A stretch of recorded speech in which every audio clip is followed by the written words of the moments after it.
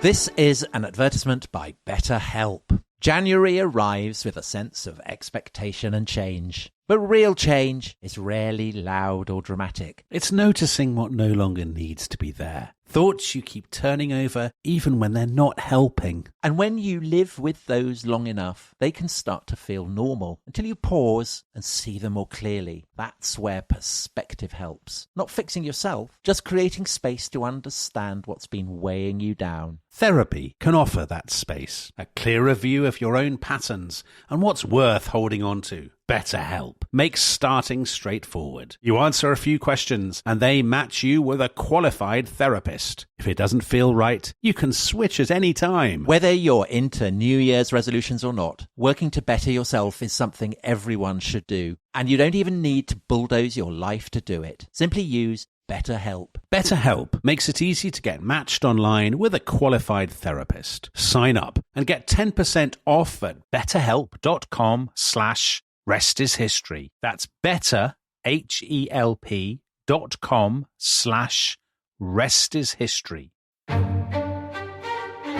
This episode is brought to you by the Financial Times. When it comes to news, it's easy to find out what, who, where, and when. But why is harder. FT journalism goes deeper to help you see the whole story and understand the issues that matter. Why did it happen? Why is it important? Why will it matter? Listeners to The Rest is History can save over 40% on an annual digital subscription to the Financial Times by visiting ft.com/history. For the why, Financial Times. This podcast is brought to you by Carvana. Car shopping shouldn't feel like preparing for a marathon of paperwork. That's why Carvana makes buying and financing your car easy. From start to finish, search thousands of vehicles with great prices. All online, all on your time. And when you're ready, your new car shows up right at your door. It doesn't get better than that. Buy your car the easy way. On Carvana. Delivery fees may apply.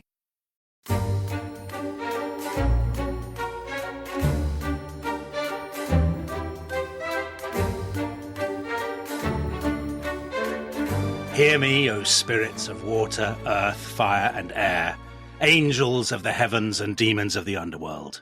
I call upon you to bring ruin and destruction onto Vladimir Vladimirovich Putin, war maker, murderer, and despot, so that the wickedness, pain, and death he unleashes shall return to him tenfold.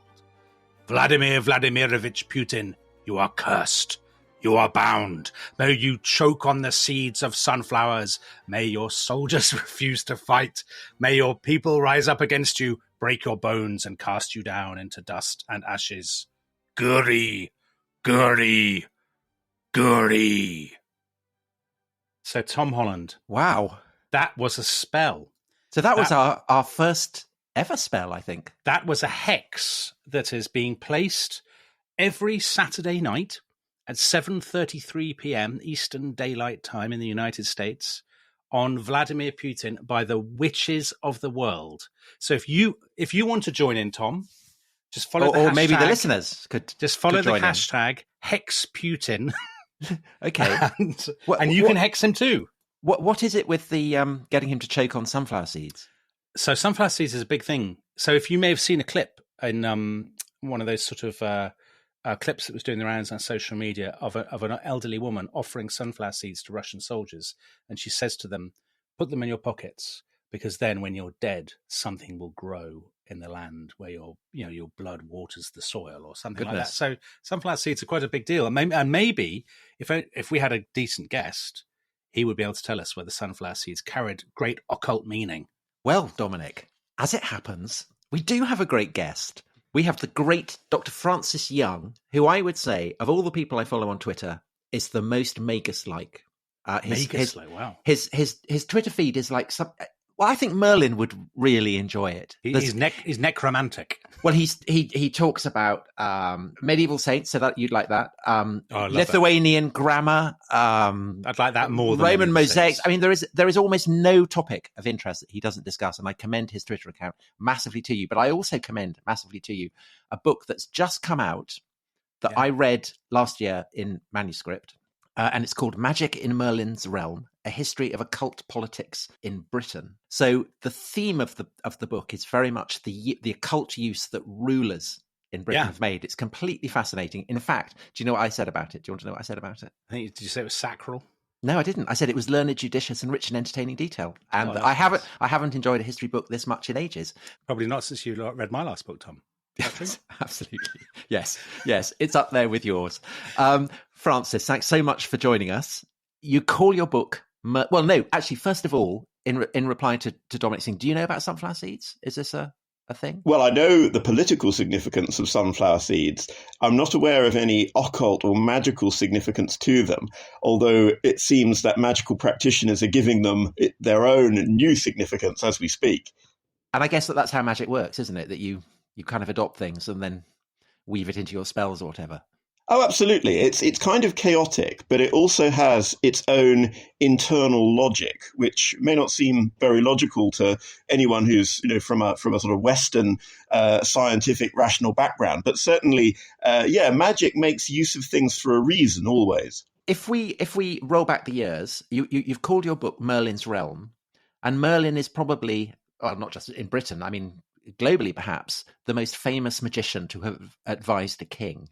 Where do these traditions about Merlin as King Arthur's advisor, where do they come from? Well, they go back really to one key figure, who's Geoffrey of Monmouth. And Geoffrey of Monmouth in the 12th century elaborates all sorts of extraordinary legends about fictitious or semi-fictitious British kings. And the one who's really stuck and stood the test of time is, of course, King Arthur. And accompanying him, his magical advisor, Merlin. Although it's interesting that Geoffrey never actually uses words to describe Merlin that are specifically about magic. He never calls him a wizard or a magus or anything like that. He's more presented as a cunning artificer, as an advisor, as a craftsman, as somebody who's a master of technology and secret wisdom. Because he brings Stonehenge, doesn't he? Over. Indeed, yeah, absolutely. Yeah. So that's his signature achievement, is managing to move Stonehenge from Ireland to bring it to Britain. But yes, I mean the figure of Merlin is older. He does go before. We do find him in earlier sources before Geoffrey of Monmouth. But what Geoffrey does is he brings together these two different characters. One of whom is Merlin Wicht, who is this kind of wild man of the woods figure, who is the bard of King Gwenvolu, and at a battle in the 6th century, the Battle of Arthuret, Merlin goes mad and he hides in the woods, and he becomes a wild man, a bit like King Nebuchadnezzar. He sort of lives as an animal, and by living as an animal, he acquires wisdom, acquires occult knowledge, and becomes a great wizard as a result of this. And then the other figure is Merlin Ambrosius, who is originally from the Historia Brittonum of Nennius, which is a sort of early medieval Welsh narrative. And Ambrosius is a boy who manages to solve King Vortigern's problem, where his castle in Carmarthen is being undermined by these two dragons, one red and one white, who are fighting each other. And Ambrosius gives the interpretation and says, well, one of these dragons, the red one represents the Britons and the white one represents the Saxons. And essentially this is a parable about the state of Britain at this point. And so what Geoffrey does is he says, well, actually, these are both the same person. But essentially, he invents Merlin as a new figure. Merlin is a confection, if not necessarily a complete creation, of Geoffrey of Monmouth. Going into sort of moving slightly forward, sort of medieval period, the idea of the king having a sort of wise counsellor, an artificer, somebody who had secret knowledge, was that something, do you think, that by and large, I mean, because obviously when I think about some of the characters we talked about in this podcast over the sort of the span of the centuries, Charlemagne had, learned people, scholars at his court, Alcuin of York, very famously. Was that a sort of part of the formula, would you say, of kind of medieval kingship, that you had to have your own Merlin figure? Yes, I think it was. I mean, certainly every medieval monarch, Christian medieval monarch, or indeed Muslim medieval monarch, would have consciously modelled himself, had to consciously model himself on that most splendid of all biblical kings, Solomon. And while Solomon was renowned for his splendor, for his building projects, for his wealth, he was also renowned for his mastery of occult wisdom and his command over spirits. And you find lots of apocryphal works, both Christian, Jewish, and Islamic, that talk about Solomon's mastery of the occult. So as soon as you're going into the realms of royal splendor, fantasy royal splendor, the kind of things that kings long for, they will immediately fix on that figure of Solomon, and therefore magic is not far behind. But Francis, there's a difference, isn't there, between learned churchmen who are schooled in the wisdom of the Bible and the church fathers and so on, and a figure like Merlin, who is invoking occult powers, looking into the future, he's darker doing and more all dangerous, isn't he? I mean, in some traditions, he's the son of the devil, isn't he? Yeah, Merlin is a very interesting figure, and in some ways a unique figure, because unlike a normal human magician, as understood in the Middle Ages, Merlin doesn't actually need to invoke anyone, because Merlin is, as you say, the son of an incubus. So, in other words, he's the result of a plan to create the Antichrist gone wrong. So, according to Jeffrey, so a useful guy to have around. I mean, how could that plan, absolutely. How could that plan go right? Essentially, the devil wanted to create the Antichrist and wanted to father the Antichrist on the nun who was Merlin's mother. But it so happens that Merlin grew up to not be the Antichrist. And so he's got all the powers that the Antichrist ought to have, but he's actually not evil. So he is this absolutely unique figure. Massive disappointment to his father. Great shame. And he can look into the future as well. I mean, that's the other key thing, right? Oh, absolutely. So he's kind of like a think tank or something, telling the government what's going to happen in the future. Prophecy is absolutely key to medieval politics. Prophecy, both popular prophecy, that things that are rallying rebellions and inspiring popular revolts, but also prophecies that kings and queens themselves are listening to.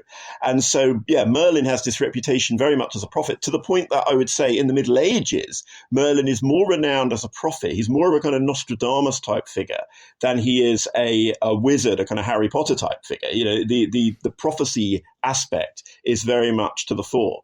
And Francis, so let's say Plantagenet England. Do people think Merlin was a genuine historical figure, that he genuinely, absolutely existed? Or do they approach the sort of Geoffrey and Monmouth stuff and the sort of legends that are circulating a bit more? Well, I mean, are they approaching them critically or literally? Well, it's not until the 17th century that Merlin's historical existence is actually questioned by historians. So yes, I mean, he is essentially accepted as being a historical character, whilst at the same time, he was also a literary character. So I suppose he's a figure who has multiple different existences in different genres. But certainly the idea that Merlin was King Arthur's advisor, that he had foretold and made accurate prophecies, was something that, people would have taken literally as historically true in Plantagenet England. And so why is Merlin appearing in the form that he takes when he does? In your book, you say that as far as you know, the first example of a king using occult powers for political ends is William the Conqueror trying to take down Herod the Wake, who is holed up in the marshes around Ely. And he gets, you don't call her a witch, but she's someone who can invoke kind of powers. Tom, and that all I've goes got a good wrong. Fact for you. I've got a brilliant fact for you. Herod the Wake's descendant is a listener to this podcast. Oh, well, that's brilliant. Yeah. That's brilliant. Well, because Herod the Wake defeats this occult practitioner, so he or she will be very happy to hear that. Yeah, but Francis, why is William the Conqueror and his heirs kind of buying into this stuff in what seems to be a new way? Well, the reason why Merlin comes along at the moment that he does, I've argued, is because in the 12th century, so a little bit after William the Conqueror, you've got this sudden influx of new knowledge that's coming into Western Europe and coming into Britain. And this is new knowledge from the Islamic world. So you've got astrology, alchemy, various different forms of divination. These forms of knowledge that have huge potential to expand, our ability to predict the future, so people believe, but they also contain within them tremendous danger. And so it's almost like these are disruptive spiritual technologies, I suppose you could think of them as being, that are coming in there and potentially upending everything that people thought they were certain of with regard to politics. I mean, when you look at the Anglo-Saxon period, the only form of political prophecy really took place through brontology, and that was attempting to predict the future through the sound of thunder. There wasn't a practice of astrology. There wasn't, practice of alchemy. But these new techniques coming from the Greek world, from the Islamic world, from the East, from the South, they come into Britain, and they need a figure who somehow makes sense of them. Is that because they can't be nakedly, say, Islamic or from Byzantium? Because then they would just seem weird and foreign. But if you can repackage them as kind of primordially British. But also, surely, Tom, they're a threat to if you say these brilliant ideas coming from the Islamic world, isn't that a threat to the sort of implicit monopoly of the Christian church in Britain? Do you not think to acknowledge that there's a civilization with a really, as Francis says, a technologically sophisticated set of skills, a very particular set of skills, Tom, as you know from your Liam Neeson impersonation, a very particular set of skills that they don't have, the Archbishop of Canterbury doesn't have. So they have to package it in Merlin. Is that basically it, Francis? It's a little bit of both, really, because on the one hand, there is this belief that if something is new and if something is powerful, then an exotic connection with the Islamic world or with the Jewish world is desirable, because that kind of gives it that feeling that it's something different, new and powerful. But on the other hand, as you say, there is this feeling of pride that, we don't want to admit that there's another civilization better than us. And so you get stories being elaborated, like the idea that Merlin actually learnt alchemy, went to Toledo and learnt alchemy from the masters of Toledo, or indeed that Merlin invented alchemy in Britain and actually exported alchemy to the Islamic world and taught it to them, which is a bit like, the idea that King Arthur conquered Rome and all these, wild stories that appear in medieval literature. So, Francis, if in that case, I mean, Merlin becomes a very popular figure, not just in Britain, but across Europe. And so does his fame then serve to cast Britain as a natural home of magic, and the English kings, I guess, particularly, do they come to see themselves as the heirs of this tradition, and that therefore this gives them a license to explore this alchemical occult stuff? Oh, very much so, yes. I would say that Merlin's status as British is quite critical, even though, as you say, his fame spreads well beyond Britain. Bear in mind that when we talk about Merlin as a British figure, we mean that in the broadest possible sense, not just that he is connected with the island of Britain, but he's also connected with the British people, who are more widely dispersed than that as a result of the migration in late antiquity of British people to Brittany, and indeed to parts of northern Spain. And so you've got this permeation of British culture into French courtly culture at a very early era. And so from a very early period, Merlin becomes a crucial character in that French courtly literature. And yes, he is always connected to Britain. And that connection between Britain and magic goes way back. I mean, we find, Pliny the Elder writing about how, Britain excels the Persians in its magic. So proud. I hope Ali Ansari is listening to this. Yeah, well, I mean, you yourself, Tom, will know about the megaliths and the importance that they hold, as a source of this impression of magic about Britain, these mysterious buildings. And, even the Romans were aware, even the Greeks perhaps were aware that Britain contained these strange monuments in Wiltshire, that were the work of giants or the work of magicians, and therefore that's something which Britain very much from an early date gets this reputation as a shadowy island, shaded in mist, which is home to druids and wizards and so forth. So Merlin very much ties into that classical tradition of Britain as a mystical place. Before Tom starts talking about Wiltshire, which we absolutely must avoid, Francis, at all costs, I think we should move the story on a tiny bit, and definitely we don't want to get into Pliny the Elder, Tom. So harsh. It's tough love in this podcast today. It really is. So let's talk about sort of real, as it were, people. I'm not dissing Merlin, but who would you say is you absolutely are. I'm saying he's got multiple selves, Tom. Yeah, let's talk about people who are mono-selfed.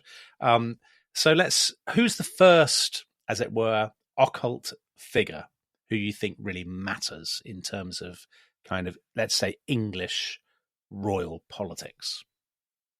Well, I think the first real world person that we encounter who is willing to kind of take on this mantle of Merlin and become a Merlin to a real king is Roger Bacon, the great Franciscan scientist of the 13th century.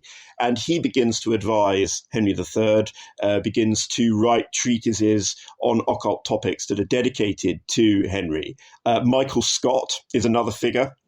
Although in his case, he leaves Scotland, his land of his birth, and ends up working for the court of the Holy Roman Emperor in Sicily. But again, he's somebody who has a tremendous magical reputation. Although in both cases, their magical reputation is rather exaggerated and elaborated after their deaths. So you have to be quite careful in separating truth from fiction when it comes to a lot of these characters. And so Roger Bacon is working with Henry III.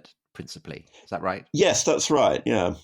And so Henry III is obviously very interested in this. And you talk about how there's a weird sacral tiling in Westminster Abbey designed to invoke the legacy of Solomon and all that kind of stuff, which is still there, right? I mean, so when the coronation of Charles III, he'll be sitting on a Solomonic occult piece of tiling dating back to the time of Roger Bacon. Would that be right? Absolutely. And in Brilliant. fact, it's recently been restored in the last decade or so. And for Elizabeth II's coronation, it was covered up by a carpet, as it had been for a long time, because it had got, really it was in a state. But it's a cosmati pavement. So using that wonderful technique that's popular in medieval Italy, where it's a little bit like mosaic, but you use marble and glass and all sorts of bits and pieces of different sizes to create these extraordinary patterns. And the one in Westminster Abbey was created by the monks, and quite explicitly it represents a microcosm of the world. And this idea of as above, so below, we find in the writings attributed to Hermes Trismegistus, the idea that the world that we inhabit is a microcosmos, is a smaller version of the great world, the spiritual world, the macrocosm of the planets, the universe, and God and the angels. And so if we create the right images that mirror that macrocosm of the spiritual world, then we can draw down those spiritual powers and rays from the cosmos. And that's essentially what this is. It's a kind of machine of empowerment when the king sits on top of this cosmati pavement at the right moment, because coronations were almost always scheduled astrologically to ensure that they took place at the most propitious time. Then those rays will enter the body of the king and will empower the king to be this semi-divine figure. So yes, it is quite literally a magical process. Prince Charles is going to love that. I mean, I thought he'd be really into that kind of stuff. And so then after Henry III, the medieval English king who really is into the occult is Richard II. So absolutely, and he's a bit too into it. Yeah. So in what sense is he too into it? Well, Richard II, as I'm sure any of your listeners who are into medieval history will know, was not end of the 14th a wildly century. successful king. Yeah. He ends up being deposed and dying horribly by his relative, Henry Bolingbroke, who becomes Henry IV. And really his reign unwinds as a result of his over-reliance on his occult beliefs. So he comes to believe his own propaganda, if you like, about himself as this kind of mystical world emperor who will, bring world peace and bring an end to all strife. And it's John Lennon. Well, yes, but the trouble is, something I talk about in the book is the danger of magical quietism. So if you're a ruler who really believes this stuff, if you become almost addicted to prophecy or divination, then you will stop acting in the real world. You'll actually stop taking the measures that you need to actually preserve your power.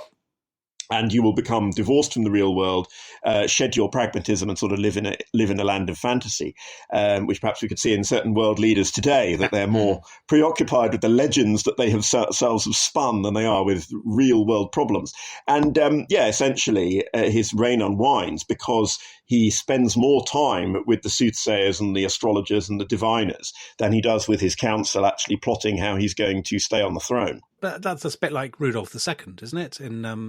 In Prague or whatever, that this is a common, I know they're centuries apart, but do you think, Francis, I get the impression you think this is a common hazard, that if you're surrounded by conjurers and stuff, then it's a sort of repeating formula, is it, that monarchs start thinking too much about the alignment of the planets and not enough about, bread and taxes and stuff?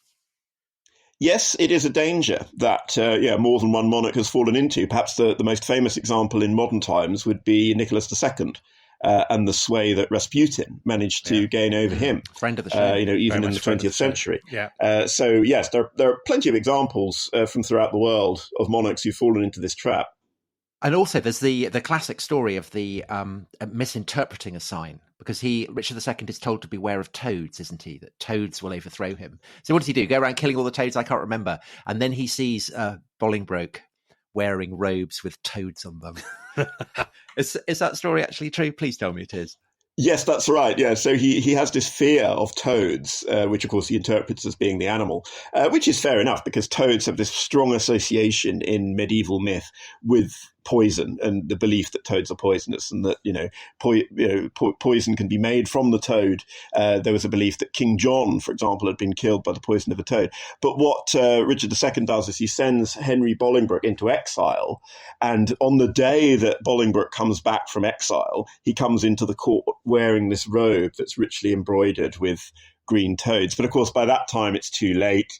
Bolingbroke has re-established his power base. He's come back from exile. Yeah. And Richard has misinterpreted the sign. It's very Macbeth, kind of being given prophecies that then trip you up. Francis, I think we should take a break when we come to the end of the Middle Ages. And the Reformation. But before we do, just looking at the history of the 15th century, where we did an episode on the Princess in the Tower, and we looked at how Richard III uses accusations of sorcery and necromancy to trip up his enemies. And that does seem to be a particular theme through the 15th century. And I guess the most famous example of that happening is in the trial of Joan of Arc. Yes, that's right.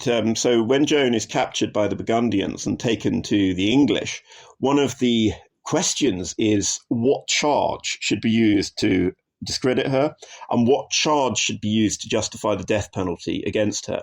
Now, in the end, it turns out that the main charge is heresy. But in the process, in the trial, there are those who push for the idea that she is in fact guilty of witchcraft. And not only is she guilty of witchcraft, but has been using her witchcraft in order to defeat the English in battle, when it should be impossible for her to do so. So the fact that she was explanation, isn't it? Yeah, I was going to say, what other explanations? The fact that she's this extraordinarily unlikely figure, a teenage girl leading an army, is turned against her and used as evidence that she must be a witch who has invoked these powers, that, these voices that spoke to her, these saints who appeared to her in Domremy, they are in fact devils, that, they are demonic familiars that she has brought into her service. And examples are used. For example, she managed to escape when she was captured at one point from a window by leaping from the window and ended up not being injured. And so that was taken as evidence that she must, be protected by witchcraft. Now, in the end, the witchcraft accusation doesn't end up being used to secure the conviction. And the main reason for that is that it's embarrassing for the English army. Because if it can be shown that the English army was so weak or so ungodly that it could be defeated by the wiles of a witch, it might look bad. And so in the end, it comes down to the accusation of heresy and cross-dressing. Right. Well, yes. Okay. So I think we should take a break here, and when we come back, we'll get on to the Reformation.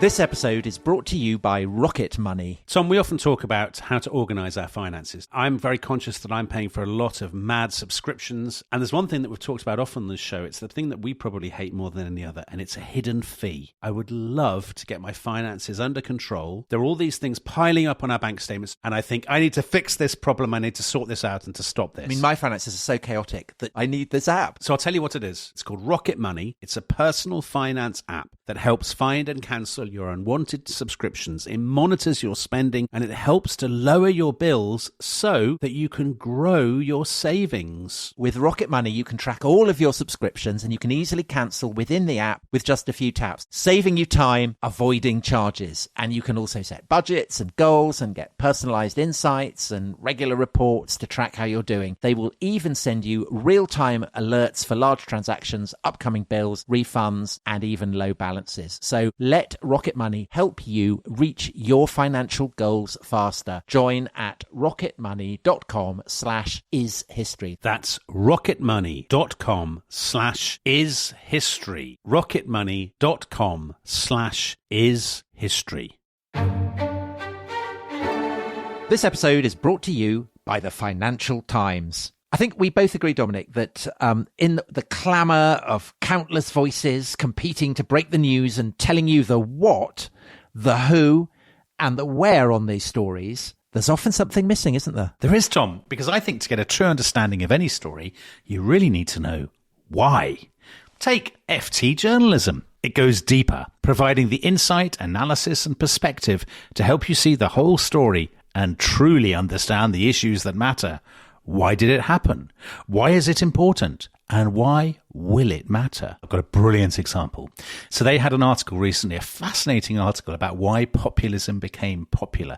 And this Financial Times article absolutely delved into that. It was so interesting. And does it nail it? Yeah, it nailed it. It absolutely nailed it. And it really made me look at populism in a new light. Well, if you're interested in the why, we have good news. Yes, listeners to The Rest is History can save more than 40% on an annual digital subscription to the Financial Times by visiting ft.com/history.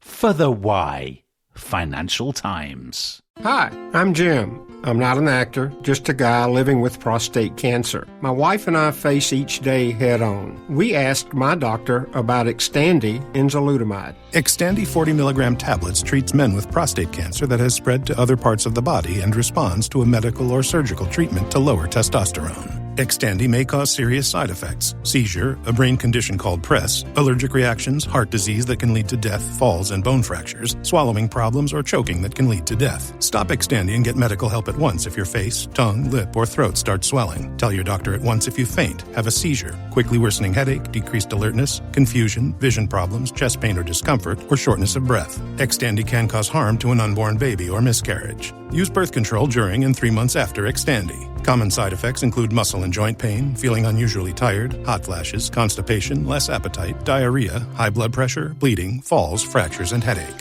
Visit Xtandi.com to watch my story.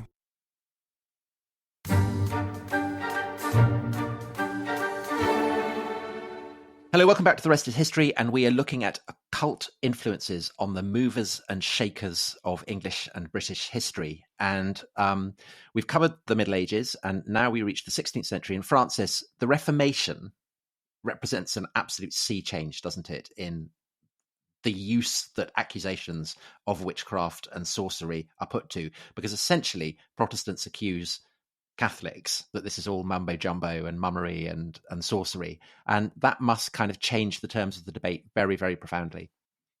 Yes, that's right. It really is a sea change, because in the 15th century, and indeed in Henry VIII's early reign, we find accusations of witchcraft being used against the king's enemies and against political opponents of all kinds. But the idea that you could actually use this accusation in order to turn around a millennium of loyalty to the Catholic Church and the rights of the Catholic Church, and convince people that their ancestral religion of Catholicism was in fact no better than a bunch of hocus pocus, is an extraordinary propaganda coup. And it's pulled off by Thomas Cromwell, essentially, in the 1530s, with the help of propagandists like John Bale, for example, who goes to great lengths to argue that, the Mass is a form of sorcery and that Catholicism is witchcraft. So the Mass is the key to that, isn't it? The idea, the Catholics believing in transubstantiation, Protestants say that's pure necromancy and sorcery, don't they? Yes, that's right. So it's something which happens as early as the 14th century among the Lollards, that dissenting group of English people who want a simpler, stripped-down Christianity. That's very much against the backdrop of Richard II as well, isn't it? So is there a kind of link there, perhaps? Or is it coincidence? Yes, indirectly, perhaps. I think there have been lots of attempts by historians to try and see the conflict between Richard II and Henry Bolingbroke in religious terms. And it's true that Henry IV did have some Lollard servants, but on the whole, Henry himself is an anti-Lollard and in fact Burns Lollards. So it doesn't really quite map on exactly, but certainly there's a background of turbulence in the religious sphere that is relevant. But the Lollards had criticized transubstantiation in these terms, and they'd said transubstantiation is a doctrine of witchcraft. It's so we should just say that this is the idea that the body and blood of that bread and wine can literally become the body and blood of Christ. Yeah, so the idea that every single time a priest celebrates Mass, he is performing a miracle, because the miracle is that the bread and wine are turning literally into the body and blood of Jesus, but at the same time, they are retaining the appearance to outward sense of bread and wine.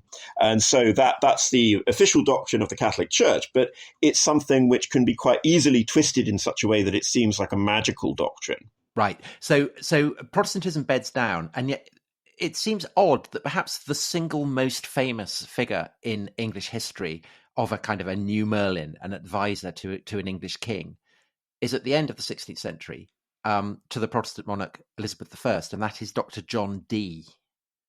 So can you tell us about him and how and why is it that in a Protestant country he is able to have the kind of reputation that he gets? Well, Dee is certainly the person that I'd pick out who's the most self-conscious Merlin, if you like, somebody who sees himself as being the successor to Merlin.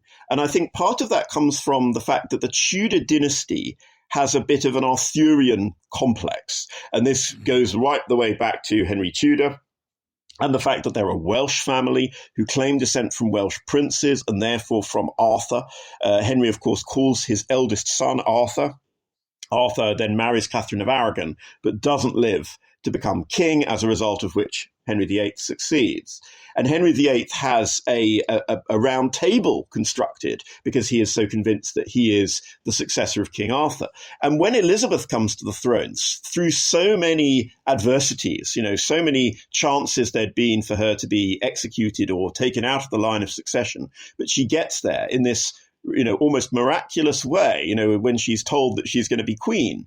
She responds by saying, it is the Lord's doing and marvelous in our eyes, the implication being that it's a miracle that she ever got to that point of becoming queen. And she was already at that point friends with Dee. She's friends with Dee as Princess Elizabeth before she becomes queen. And so when she becomes queen, she occasionally relies on Dee's advice. But I think that Dee himself actually exaggerates in his diaries, in his self-presentation, the extent to which he really had an influence on her. But even without Dee, Elizabeth is obsessed with the occult. She practices alchemy in her own free time. Can we just talk about Dee a little bit? Because he's such a fascinating figure. So he's born in, I think, London, Mortlake, I think. He's sort of 16th century. But what's so interesting about him, he's a fellow Trinity College, Cambridge. He's the rector at Upton-on-Severn. He's got this fantastic library. He's really interested in maths. He tries to redesign the calendar. He coins the phrase British Empire. Well, I was about to say, we should maybe come on back to the British Empire in just a second. But just on all that sort of stuff. So does that imply that the occult and astrology and all of the sort of stuff that seems to our sort of modern secular eyes more zany, does that imply that that was part of a kind of continuum of learning and scholarship generally in the 16th century? Or did people at the time, and I'm not asking this as a kind of rhetorical question, I genuinely don't know the answer, did people at the time look at Dee and say, well, he knows a lot about maths, but that other stuff is completely bonkers? I mean, how was he perceived at the time? Well, Dee is very much a Renaissance figure, perhaps in some ways the most Renaissance figure that England ever produced, insofar as he is somebody proficient in sort of legitimate sciences that are, regarded as lawful. So mathematics, for example. And he would have seen himself as being a learned astrologer, a learned mathematical astrologer. And astrology in and of itself was not something that was regarded as a black art or an occult pursuit in a forbidden way. But yes, certainly when somebody gained that level of learning, then in the minds of others, especially in the minds of the less learned and the unlearned, then that would blend into the idea that this person was a sorcerer, probably a sorcerer. Because if you had access to that kind of secret knowledge, then you were probably going to be a sorcerer and you're going to use it to your own personal advantage. Now, Dee, ironically, spends his life defending himself against the charge that he is in any way a sorcerer and that he is not a conjurer.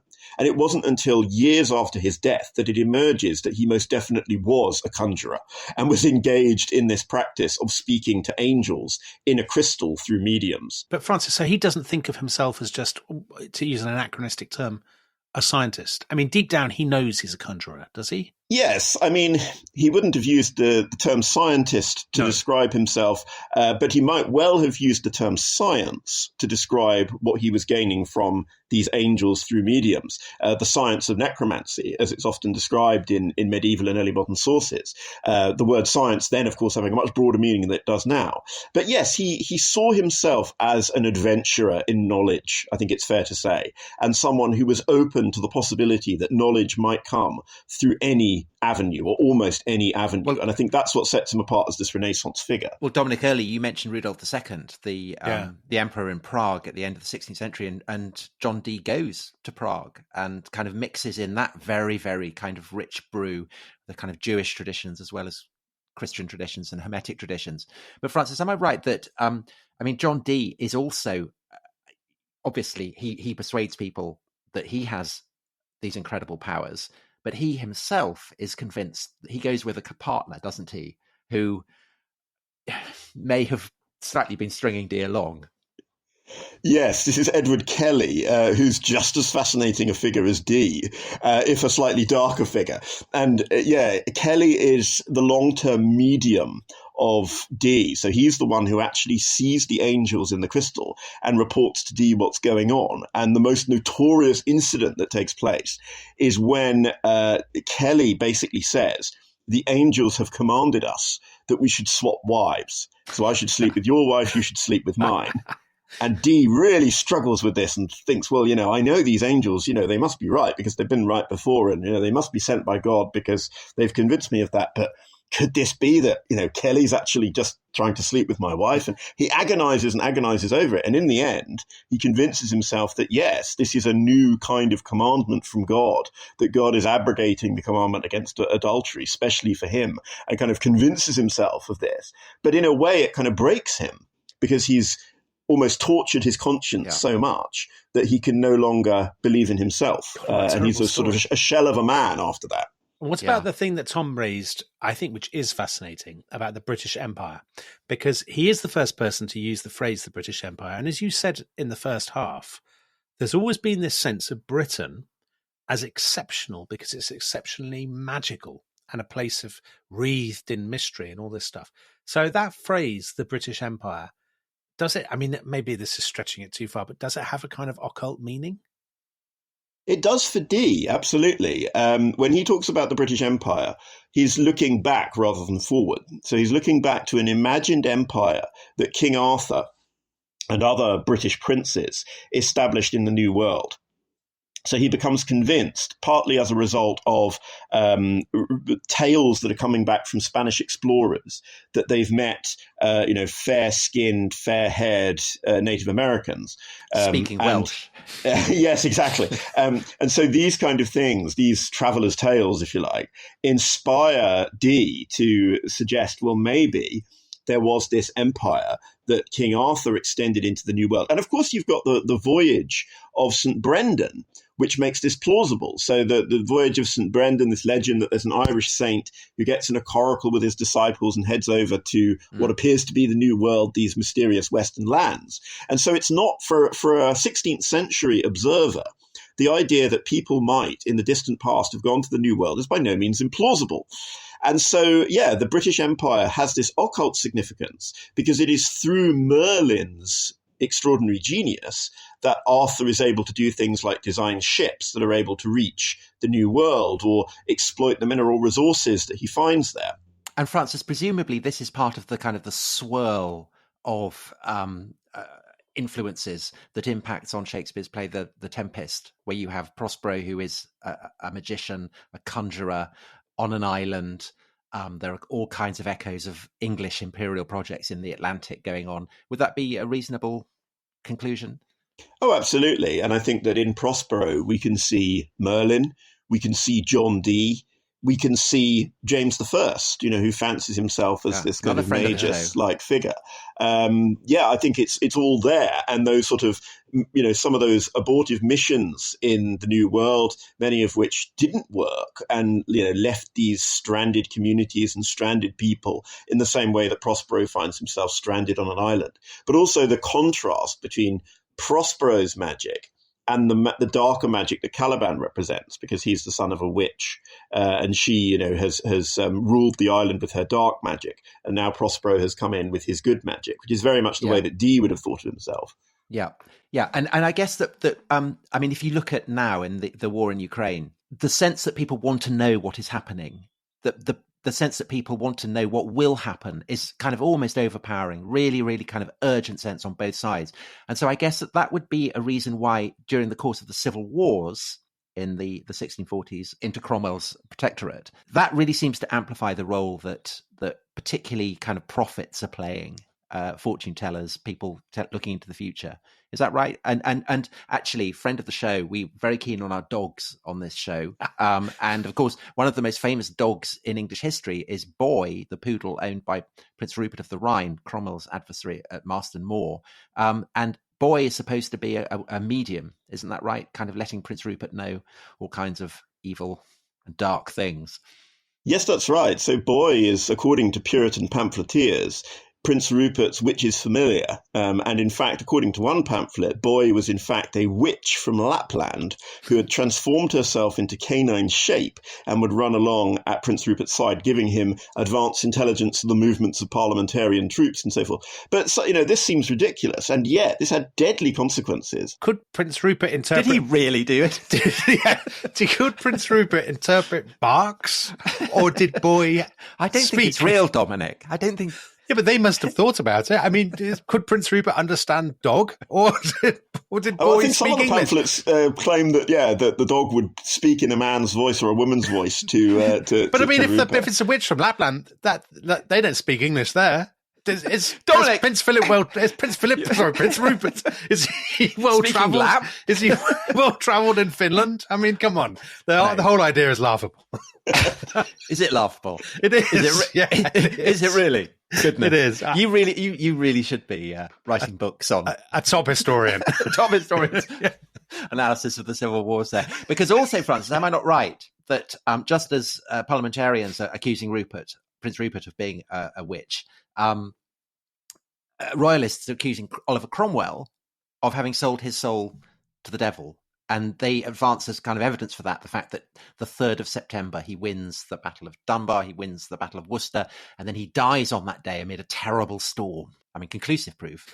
Maybe even enough for Dominic with his sceptical strain. Yeah, he's portrayed as having sold his soul to the devil. I think with that, it's partly rhetorical hyperbole. I think when it comes to the Puritans, they really do believe that their opponents are aided by witchcraft. When it comes to the royalists, you get the impression reading their stuff that it's more like they're using this as an allegory for the betrayal of the king. Rebellion is the sin of witchcraft, as it says in the first book of Samuel.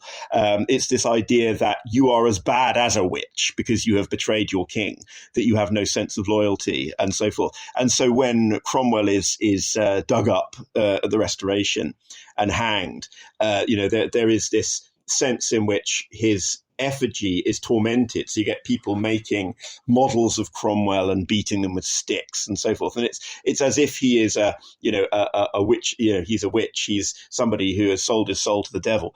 But whether it's to be taken as literally or whether it's to be taken as rhetorical is a matter of interpretation. But I suppose Puritans, it would have come naturally to them to think of their opponents as in league with witchcraft if they already believe that Catholicism is a kind of witchcraft, and they of course think that the royalists are crypto-Catholics, and so they almost already think, even before Boy started his barking in lap, before all that, they already think that Prince Rupert and co, even just by being sort of high church Arminian Christians, Protestants, they think they're kind of tantamount to necromancers, don't they? Yes, absolutely. I mean, William Laud is accused of being in league with the devil. And, when he brings in changes to the liturgy to make it a little bit more ritualistic, things like, bowing at the name of Jesus or the use of incense, this is interpreted as, open worship of Satan as far as the Puritans are concerned. Vile, Capel Loft would say about that. He would. Yeah, he wouldn't approve of that. And so all of this implies that moving into the second half of the 17th century, that there is a kind of gathering mood of skepticism, perhaps, about whether witches and prophets and fortune tellers and so on can actually have an impact. And when would you say is the last period in British history when the occult has a kind of measurable impact on kings or politicians or people who are governing the fate of the nation? I think it's the reign of James II, so 1685 to 1688. And when James comes to the throne as the Catholic brother of Charles II, he's very controversial, and he is opposed by Charles's illegitimate son, the Duke of Monmouth. And Monmouth's rebellion, when Monmouth comes into the West Country and starts moving up the country, that's when you get this idea that James is employing papist conjurers or Catholic priests to, raise devils to attack Monmouth's army and so forth. So these stories begin in Monmouth's rebellion. And then in 1688, when James is ultimately overthrown in what's come to be known as the Glorious Revolution, you get the idea that James is raising a wind that will prevent the Prince of Orange, William of Orange, from coming and landing.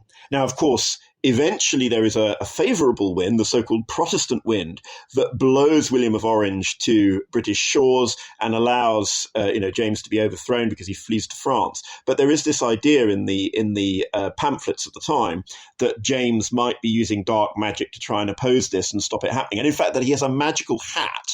And when he wears his magical hat, then he is able to listen to his enemies and find out what his opponents are saying about him. That's not real either, Dominic. It's not real. real. What's the hat look like? Do we have a picture of the hat? How does it work? Yes, we do. We have a picture of James wearing his big hat, dressed in military uniform, which presumably is the same one that he wore on Salisbury Plain and allowed him to hear what his enemies are talking about. I like to think it's like one of those massive hats that people wear on St. Patrick's Day or something. Yes. Do you know what I think? Yeah, well, it seems quite popular in Ireland. Hat. Yeah, like the cat in the hat. Yes. Okay. Well, I would love to see that. I mean, Francis, if you could send us a picture of that would be great. Sure. Yeah. We could put it up on Twitter or I'd love a hat on the like Discord. So from that point on, basically, necromancy and the occult starts to fade from the corridors of power. But Francis, before we finish, just one last episode. The Second World War. There's quite a lot of kind of folklore around that. So the idea, I was fascinated to learn from your book, for instance, that the story that Britain will stand as long as there are ravens at the Tower of London, that this is entirely a product of the Second World War. I hadn't realised it was that late a tradition. But there is this fascinating story about a medium who does get kind of brought up on an official charge, doesn't she? So could you just round things off by telling us about her? Yes, this is the extraordinary case of Helen Duncan, who was an established medium in Portsmouth. And she, in 1943, claims during a séance to materialize the shape of a sailor who has just drowned in a ship that's sunk. And in this materialization, because she, by whatever means she had at her disposal, she makes these apparent apparitions of people.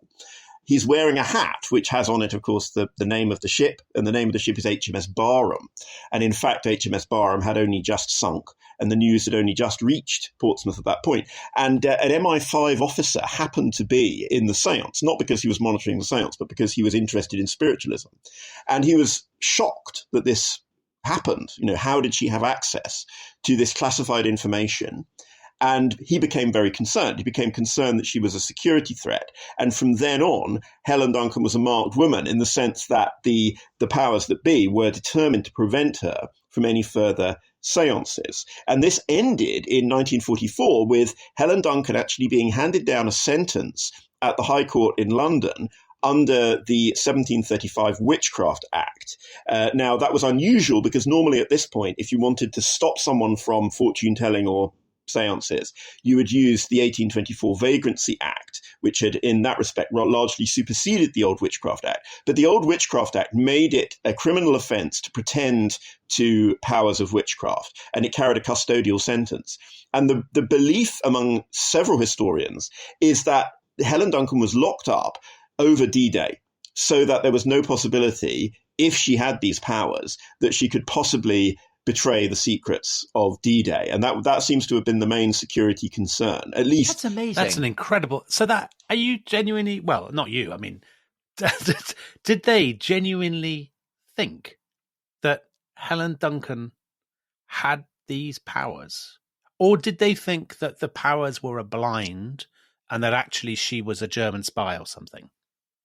It's difficult to say exactly what they thought. I mean, my own view would be that they probably took the view that you couldn't be too careful, and that since she already had this reputation for revealing secrets, even if whatever she said was rubbish, people might believe it because of her prominence. And so there's always an element in wartime that, careless talk costs lives, even if that careless talk is groundless, because it, demoralizes and causes panic and confusion and so forth. So whether they really believed that she had these powers, I don't know. But certainly they believed that she was a potentially dangerous person and that seances could be a form of careless talk that might imperil the country. Francis, if they did think that she genuinely was able to see this in her seances and acted on it, would that rank as the last time that, let's call it the establishment, the political powers, the legal powers, whatever, have concerned themselves with the interface of the occult and government policy and practice? It would be the last public case that we know of. Right. Didn't Cherie Blair... And she had a kind of a woman who did chanting and stuff with Tony, didn't she? Carol Kaplan? Were there powers involved with that? Yes, indeed. So there were certainly mediums in 10 Downing Street during the Blair years. And, there have been various members of the royal family who have been connected to occult practitioners. These things have not entirely vanished. Yeah, maybe Tom's fan, Prince Edward. I'd see him as casting spells. He's definitely a necromancer. So, Francis, which members of the royal family? Oh, well, mainly Princess Diana, but also Prince Charles has been connected to Jungian mysticism, and there was a Jungian mystic that he became close to. And sort of eco-mysticism is something that he has apparently been interested in. Tom, we did the podcast series, didn't we, the other week about the Falklands? We did, yeah. And if you go through the archives, in Mrs. Thatcher's kind of file, there's a document just before the British landed on the Falklands, which was forwarded to her from an astrologer who had sort of done the charts and stuff and had said, don't do the landings. I remember reading that you that rather than just kind of tossing it aside, she went through it and corrected the grammar. Yeah, that's right. That's right. So basically, any other prime minister, which is the most Mrs. Thatcher anecdote ever. Exactly. Any other prime minister would have ignored it, but she clearly had read it and made little marks in the margin. Split infinitive. Yeah. Yes. Well, Francis, that's been an absolute tour de force. Your book, Magic in Merlin's Realm: A History of Occult Politics in Britain, is just fabulously entertaining and just full of incredible detail. It's a wonderful book. Thanks so much. And thank you everyone for listening. And don't forget, 7:33 Saturdays, you can find the spell online. Yeah. If everybody does it, who knows what could happen? There'll be some choking on sunflower seeds. We'll see you soon. Bye-bye. Bye-bye.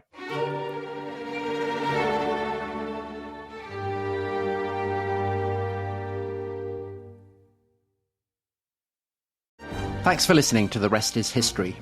For bonus episodes, early access, ad-free listening, and access to our chat community, please sign up at restishistorypod.com.